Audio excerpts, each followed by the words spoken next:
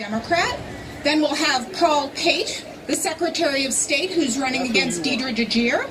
Then we have Mary Mosman. She's running against Rob Sand.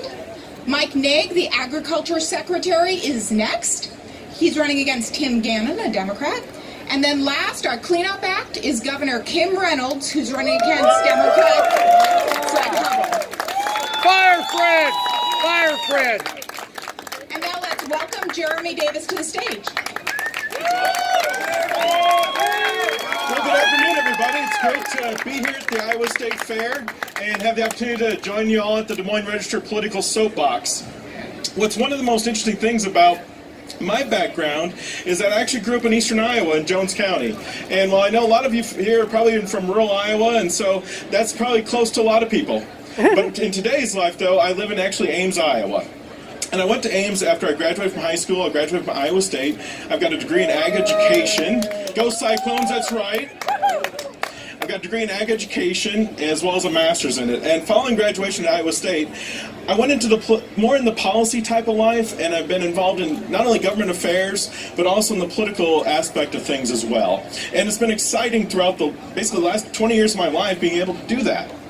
And what really got me excited about the opportunity to run for political office was when I lived in Ames, Iowa.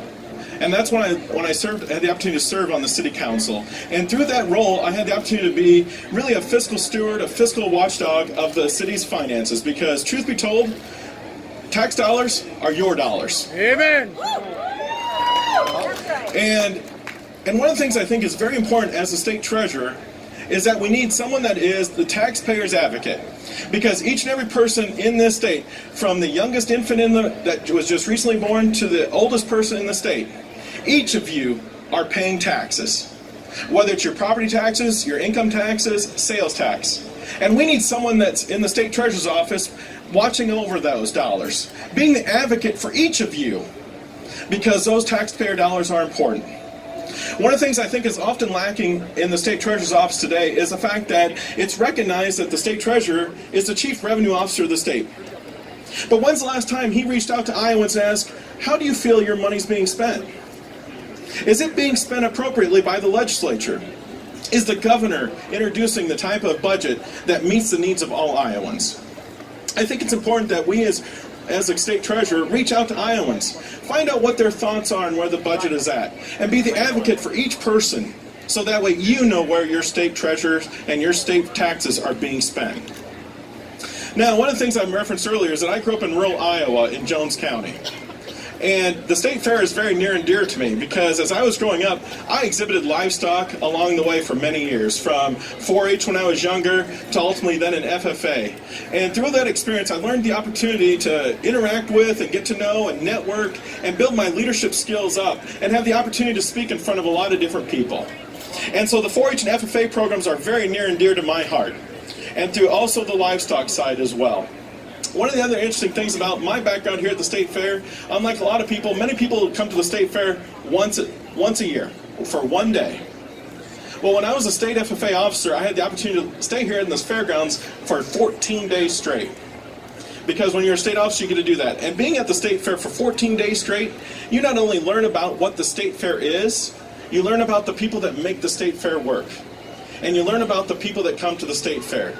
It's your everyday Iowans, whether it's folks from rural Iowa, folks from urban parts of the state, out-of-state guests and visitors, and you learn how their feelings are about the state. And you watch each and every year what their opinions are about what they think is going on in the state. Sometimes things are going great. Other times things are not. And when you learn about those experiences and you hear their opinions and you hear their thoughts, you not only then get an opportunity to appreciate their opinions, but you then have the opportunity to think about it as well. And so over the last several weeks since I got nominated to be the state treasurer candidate, I've had the opportunity to go throughout the state at various different events, hear from different Iowans, listening to each of your thoughts. And one of the things I think I found most important is the fact that people want a state treasurer that brings integrity and ethics to the office of the state treasurer. One of the concerns that has gone on for several years with the Office of the State Treasurer is that our current State Treasurer has utilized media to promote himself utilizing public dollars. I pointed that part out when I was nominated at the state GOP convention. And guess what? His spokesperson responded to OK Henderson and said, well, those are not taxpayer dollars. Those funds are coming from the Iowa's College Savings Plan, the 529 plan, because that's a self-sustaining program. So if those dollars are coming from a self-sustaining program that's utilized to promote himself for many times for over the last couple decades, guess what that really means? He's utilizing the investment revenue of hardworking Iowans that invested into the 529 program for his self-promotion. And I applaud the state legislature for stopping that. But guess what? He's done that for multiple years. And it's time that type of ethics ends at the state capitol, because we need a state treasurer that has ethics and integrity and 100% transparency in all the finances of our state. The other thing that happens when he utilized those revenue dollars that were coming from the 529 plan, he took money away from each and every Iowan that has invested into that program. We know that the cost of education at the higher ed realm is going up each and every year. And that is due to multiple different factors. But when he has utilized the revenue from a self-sustaining program called the 529 plan for self-promotion, that is wrong. And that type of activities will not be tolerated if I'm the state treasurer. Like I said earlier, my vision is to have 100% transparency in the office of the state treasurer. I believe it's important that every Iowan knows exactly where their taxpayer dollars are being spent. From when you're looking at the budget, and they can go onto a website and see exactly each budget line item and see exactly how those funds are being spent. Because I think it's very important that Iowans not only see where their transactions are being spent, but also then have an opportunity to bring forward their opinions as to why it's being spent in a certain area versus why it's not being. Now, like I said earlier, one of my priorities when elected is going to be able to go to the state legislature and point out things on behalf of Iowans, because each Iowan needs to have the advocate there. And I will be that advocate for you and every Iowan when elected as the state treasurer, and I think that's very important. The other thing I want to talk to you about today is something that's kind of unique, and it's something I touched on just a moment ago, and that is our higher education system in Iowa. Now, I know a lot of folks here are either alums of Iowa State or the University of Iowa or Northern Iowa or one of the many colleges, private colleges or community colleges in the state. And that's great. I'm a proud Cyclone fan, as you know.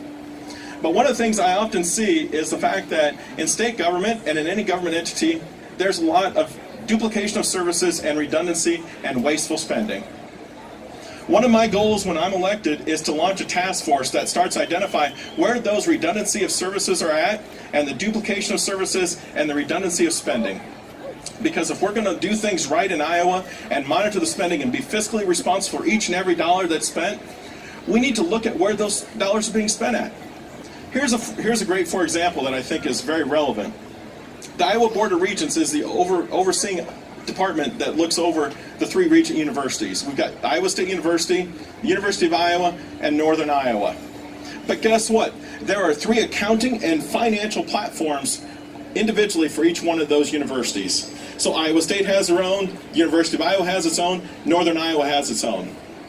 25, 30 years ago, that was fine, and you could understand why, because of distance. But guess what today? We have high-speed gigabit internet service. We have cloud services. We have new technology. Why is it that the 3 region universities have to have their own individual standalone cost financial accounting platforms that cost each of the universities money? What if we brought all those together into a unified financial platform? Look at the savings that could be done from that. Now, is there going to be an initial investment to build a platform? Yes, there is. But there is cost savings that can be attained by unifying the financial platforms of the 3 region universities. And guess what that does? That brings down the overall cost of higher education for Iowa. And now, as we know, the cost of universities has kept going up each and every year for the past several years. That's not going to change. But we as the state leadership need to make the hard discussions and the hard decisions that will ultimately help either stabilize or bring down the cost of higher education in the state. And it's not directly the cost for the state of Iowa that I'm concerned by. It's the cost of every young man and woman that's going to be going to those institutions. And then I think that's very important that we look at where those dollars are at, because if we do not do stuff to start controlling the cost of higher education in the state, we're going to continue saddling our young people with debt when they're graduating from college. Now, just a few years ago, Iowa was one of the top states for graduating students with student debt. I think that's wrong. This is Iowa. We're supposed to be proud of our education. We've got a strong K-12 system. We're investing heavily into K-12. We're one of the top states for investing into K-12. If we're doing that for K-12, why are we not looking at the expenses of higher education in the state and start bringing and reining in those expenses right from the get-go? Those are things that we should be doing as in the role of the state treasurer, is looking where those redundancy of services are at. Now, like I said earlier, one of the roles I believe is important about the state treasurer, it's the chief revenue officer of the state. Now, when people hear that, they think, well, that's just the tax collector. And in some cases, that's correct. But guess what it also means? It also means it's one of the chief economic motivators and advocates for the state. Because in Iowa, when our agriculture and our manufacturing sectors are strong and growing, and we're exporting our products, whether it's domestically or internationally, through growing export markets overseas, we're bringing in additional tax revenue because our economy is growing and it's healthy, and that is a good thing for Iowa. And if the state treasurer is out there promoting Iowa products, being the advocate that we need for economic development, and expanding our export opportunities, both domestically and internationally, guess what that does? That brings more tax revenue into the state, and then we go to the state legislature and we tell them, now we're bringing you revenue, let's bring down the tax rate. We addressed some tax reforms here this past year in the state legislature. It's time to make it better for Iowans by reducing those rates better and putting more dollars into each and every Iowan's pocketbook. And I think we can do that. The federal government started out this past year by making tax reforms, and I can almost be willing to bet nearly every person in this audience here has received the benefit of that already. If you filed your tax returns, you've seen the tax impacts of that, and you're seeing more money in your daily paycheck than what you did just 12 months ago. And that is a good thing.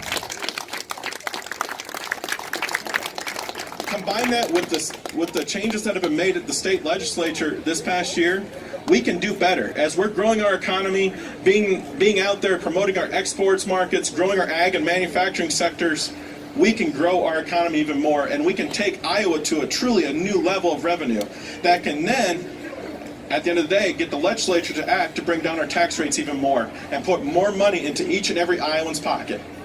And when we do that, we are going to be successful, not only as a state government, but as a people of this state, because then it translates down to each and every one of your local communities and counties. Because if our state's revenue is growing and our communities are healthy, our communities are thriving, we have workforce opportunities, we have a successful state.